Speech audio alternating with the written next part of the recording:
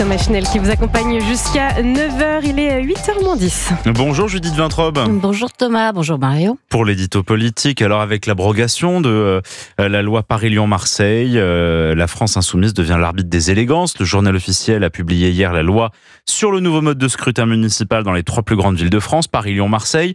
Qu'est-ce que ça va changer pour les élections qui ont lieu en mars prochain ? C'est une très bonne question.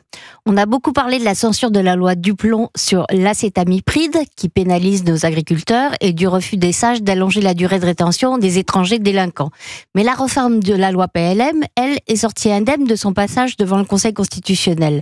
Modifier une règle du jeu électoral à moins d'un an d'une élection, ce n'est pourtant pas banal. C'est même contraire à l'usage républicain. Enfin, passons. L'important, c'est effectivement ce que ça va changer. Comme le clame le député macroniste Sylvain Maillard sur X, à Paris, Lyon et Marseille, ce sera désormais un électeur égale une voix, comme dans toutes les villes de France. C'est donc un progrès pour la démocratie. Oui, on en finit avec un mode de scrutin hyper compliqué, je vous passe les détails techniques, qui aboutit 2 fois à faire élire un maire alors que son camp n'avait pas obtenu la majorité en voix. Gaston Defferre, l'inventeur de la loi PLM, a été élu à Marseille en 1900 par 83, alors que Jean-Claude Gaudin avait près de 2500 voix de plus que lui. Bertrand Delanoë est devenu maire de Paris en 2001, alors que ses listes avaient fait près de 4000 voix de moins que le cumul de celles de ses adversaires de droite, Philippe Séguin et Jean Tibéri. Si la droite avait été unie, elle aurait gardé Paris. L'exemple de Delanoë est particulièrement intéressant puisque ce qui a fait chuter la droite à l'époque peut faire chuter la gauche demain, malgré le changement de mode de scrutin. Et tout dépend donc des alliances désormais. Absolument. Et à Paris comme à Marseille, l'arbitre des élégances, ce sera la France insoumise. Anne Hidalgo a parfaitement raison quand elle dit que si le nouveau mode de scrutin avait été en vigueur en 2020, elle aurait tout de même gagné.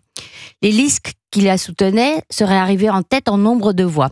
LFI s'était opposé à elle, mais la liste emmenée par Daniel Simonet n'avait obtenu que 5% des suffrages. Aujourd'hui, Sophia Chikirou, l'égérie de Jean-Luc Mélenchon, recueillerait entre 14 et 17% des voix selon les sondages, alors qu'elle n'est pas encore officiellement candidate. C'est un tout autre pouvoir de nuisance contre Emmanuel Grégoire, le dauphin d'Hidalgo.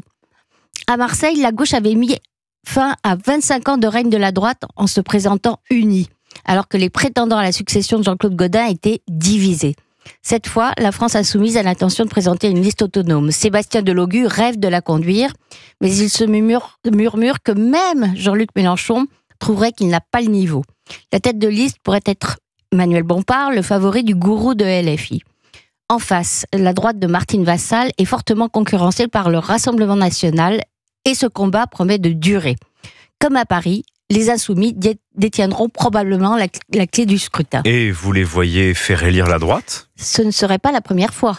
L'insoumis Louis Boyard a torpillé toute chance de la gauche de remporter la municipale partielle à Villeneuve-Saint-Georges en février en posant des conditions inacceptables au PS et aux écolos. À Paris, Daniel Simonet, la tête de liste de LFI en 2020, avait déclaré au second tour que choisir entre Anne Hidalgo et Benjamin Griveaux, à l'époque le candidat macroniste, reviendrait à arbitrer entre différentes nuances du macronisme. Si Sophia Chikirou arrivait 3e en mars prochain et qu'elle prenait la même position, sa liste pourrait se maintenir. Ce serait tout bénéfice pour Rachida Dati, la candidate soutenue par la droite et les macronistes. À Lyon, le maire sortant Grégory Doucet, qui se présente à nouveau, est écologiste. LFI reconduira sans doute un accord avec lui. À Paris et à Marseille, à défaut d'être en position de gagner, les insoumis n'ont qu'un objectif, faire perdre le candidat du PS. Et ils en ont les moyens. Merci Judith Vintrobe. Votre édito politique sur Europe 1, je signale la une du Figaro. La France au défi des canicules à répétition.